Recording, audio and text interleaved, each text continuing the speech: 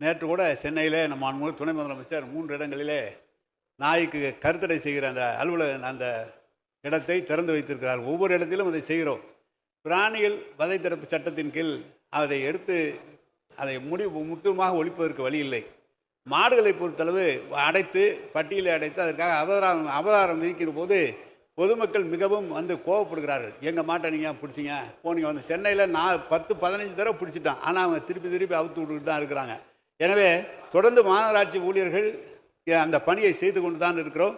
எனவே நாய்கள் தொந்தரவு என்பது மிக அதிகமாக இருக்கிறது. எல்லா இடங்களிலும் துறையினுடைய அனைத்து ஆணையர் பெருமக்களுக்கும் சொல்லப்பட்டிருக்கிறது. உறுப்பினர் அவர்கள் சொன்ன கருத்து அனைத்து ஆணையர் பெருமக்களுக்கும் தெரிவிக்கப்பட்டு அதை உரிய நடவடிக்கை எடுக்கப்படும் என்பதை தெரிவித்துக் கொள்கிறேன். விரைவாக அதையெல்லாம் பட்டியல் அடைத்தால் நீங்கள் சட்டமன்ற உறுப்பினர் நாளைக்கு எங்களுக்கு வந்து இதை விடுங்கன்னு சொல்லாமல் இருந்தீங்கன்னா நாங்கள் பிடிச்சிருவோம் உடனடியாக.